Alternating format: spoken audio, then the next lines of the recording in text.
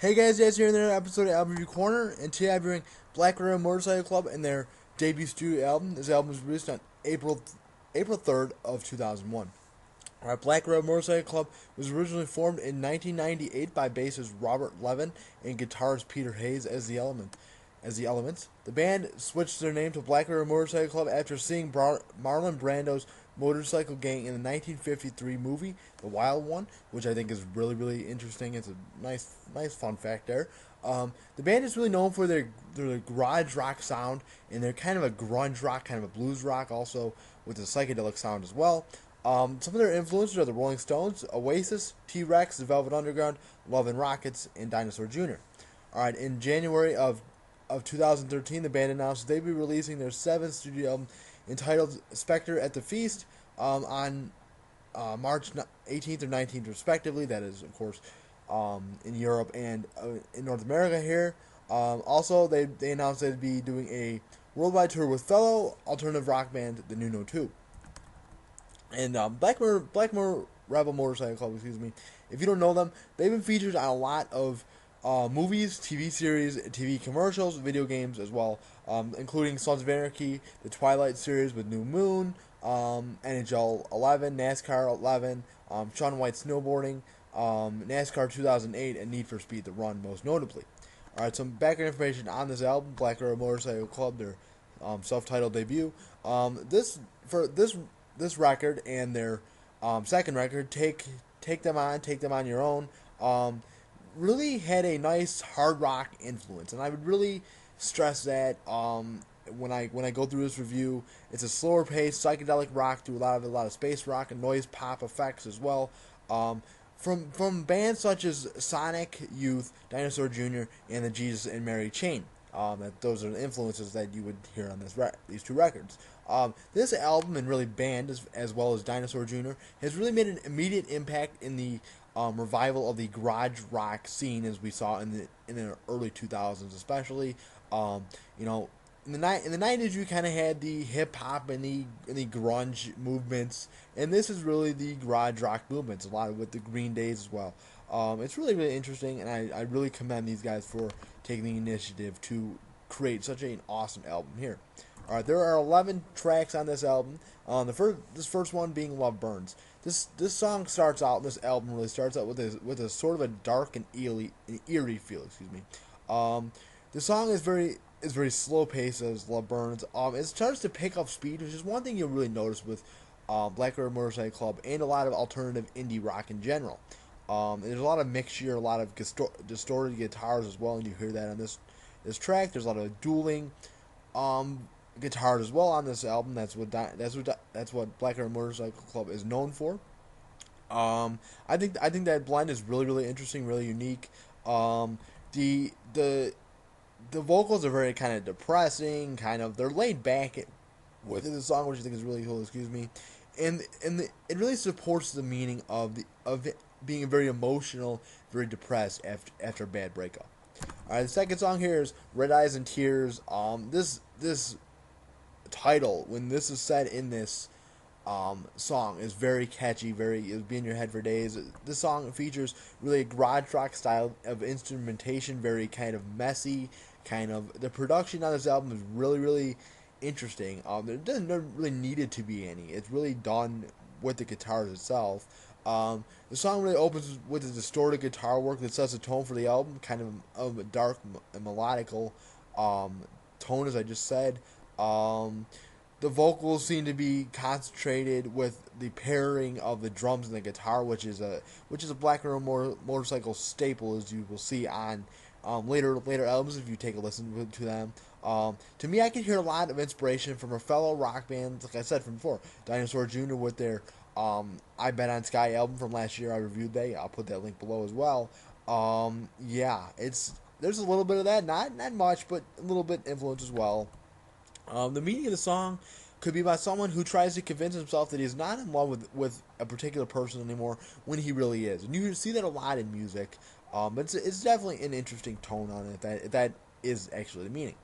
The third track here, Whatever Happened to My Rock and Roll. This is honestly a punk song. That's what I thought it was at first, but no, it's an aggressive rock song.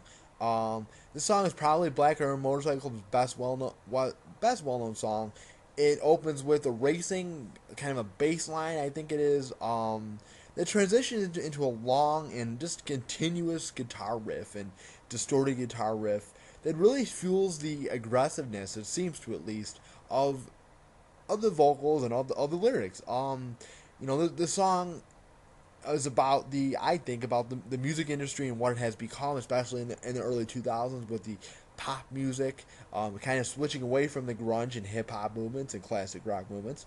And this could be, you know, this could be compared a lot to now, especially with the music, with the electronic music that we see of today. And I think that definitely pulls that into this song. I hear a lot of inspiration on this song to bands like the Ramones, the Clash, the Stooges. I'm sorry if I said that wrong. With their 1970 album entitled Funhouse as well, for sure. I just think you have to listen to the song to really. I can't describe it, is what I'm saying.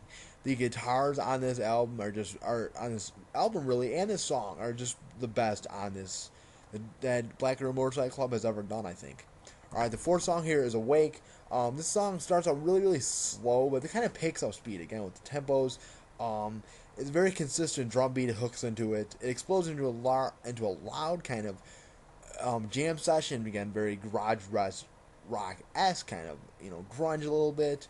And uses the lyrics of that express a man's fight to become awake and get out of a bad relationship or bad time in his life. Maybe it's really, really interesting.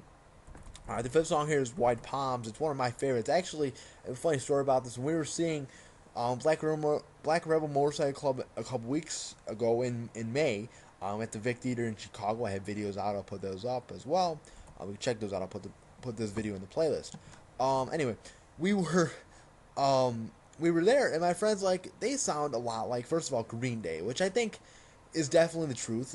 It's a little bit, not very much, but when this song came on, he didn't really know the band as much. So he's like, this sounds like a very devil worshipping kind of a song. And honestly, it has that tone to it. It has a very dark, very methodical, very kind of monotone tone to it, I want to say. It's one of my favorites. So it features some just aggressive and some loud instrumentation with some a nice bass line. This really sets the tempo for the song. I would compare the bass line to the Verge but the song Butterfly. I'll put that link below as well in the description. The guitar riffs and the drum work are really, really stellar on this song. They really set the tone perfectly, and throughout this whole album, they're not bad. And they set the tone for the mood of the song as the song progresses. Especially the meaning of the song could be quite confusing. I believe it's about someone who where Jesus is a metaphor for maybe a person who is in trouble, maybe a drug dealer, maybe a person having relationship issues, or just relationship issues in life. And Jesus, when are you going to come back and save me? Or maybe it's even doubting religion. Maybe there's a little bit of that in there. I'm not necessarily sure. Or doubting the world in general. Yeah, it's definitely an interesting song. One of the best on the album. All right, the sixth song here, As Sure as the Sun. This song is probably the most mysterious on the album. It starts out with a groovy bass line. That sounds almost kind of Black Sabbath-esque. I know I just put up a review for 13, so definitely check that out as well. But it definitely continues. The guitar work on this track are definitely heavier, kind of more widespread as the song continues. It's definitely interesting. It leads me to believe in that kind of heavier influence. Leads me to believe that this is more blues rock or metal influence, just a little bit. The vocals on this track are very good as well. I like how they fit again nicely in the background. This is what Black River Motorcycle Club has done. They kind of put the guitars first, kind of put the instrumentation first. Especially the song kind of ends with some creepy, some eerie vocals as well. That leads me to believe that the song is about overcoming a struggle in life, whether it be. It sounds like kind of they're in a mental institution, a mental hospital, if you will, and that's probably not the right word, but there's a person struggling from a mental illness or struggling just from a relationship and just feels stuck in a prison, if you will. All right, the seventh song here is "Take My Time" and "Rifles." The tempo of the song is really quite interesting and kind of goes up and down, kind of again very loosely to a Black Sabbath, kind of a rock esque as well. Especially with the punk, especially I would say a little more of that.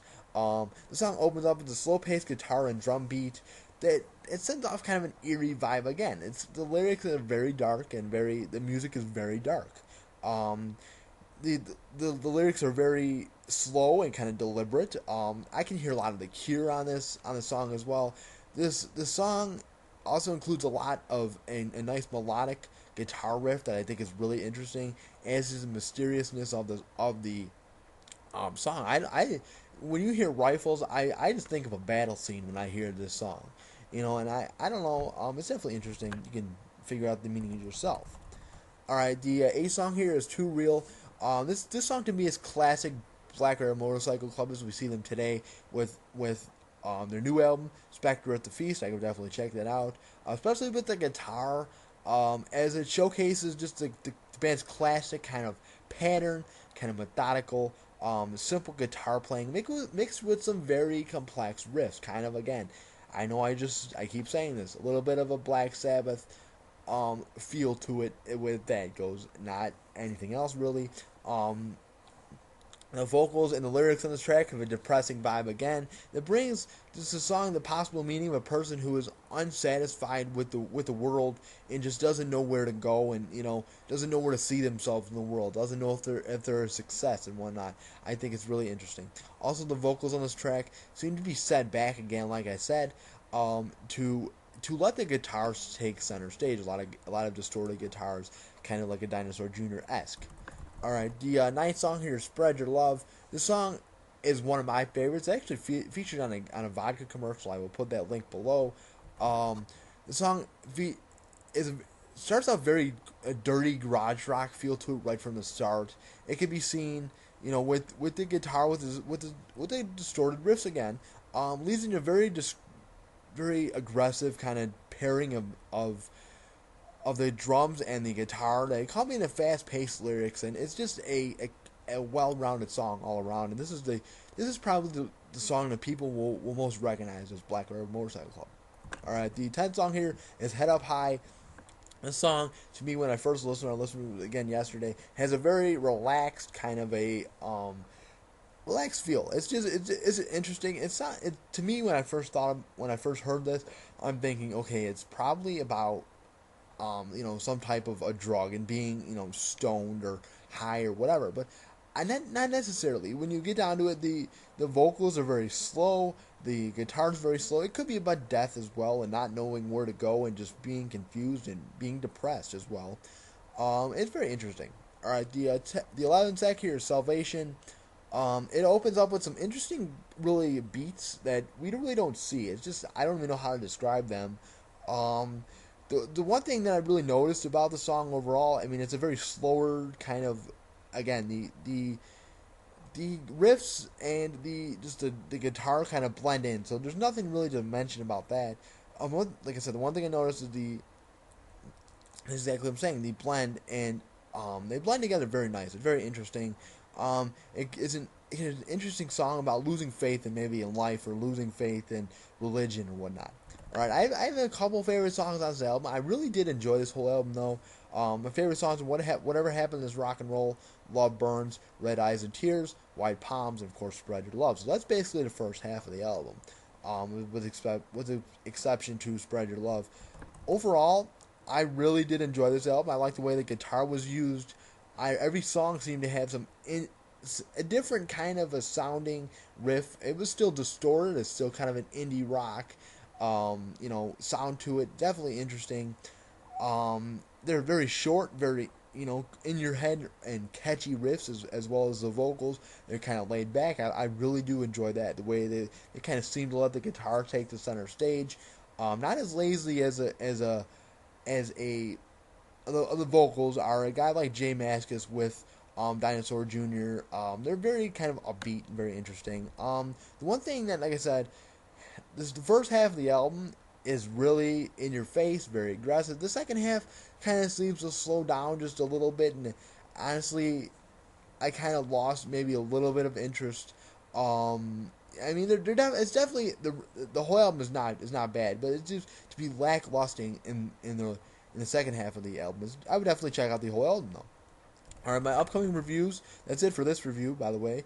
My upcoming reviews are some Aerosmith. I've got some Eric Church, maybe some Toby Keith. I've got some Jukebox of Ghosts, some Imagine Dragons, some Daft Punk, some Skillet, some Jimmy Eat World with their new record. I've got some Benjamin the Teacher, kind of an instrumentalist. I've got some Hailstorm, some Blake Shelton, some Young Bloodhawk, excuse me, some Darius Rucker, and some Guns N' Roses. That's basically it. So if you want me to do another review, I will also do some hip hop reviews. I have those lined up well down the line here. But if you have a viewer request to review, or you want me to, if you're an upcoming musician, I will gladly review your album. Just send me the link, and I will send me some background information as well. Link with some background information, that'd be helpful, and I will get to that. But that's basically it for this review. Excuse me. Thank you guys for watching. Please subscribe if you like my videos. I try to put out one every week. I know I was kind of delayed with this last one. I will start working on the Benjamin the Teacher review. That would be the next one. Then I will probably do some Blake Shelton, some Youngblood Hawk, and some Aerosmith. But again, thank you guys for watching this episode of Album Review Corner. Have a nice day. Please subscribe. Bye bye.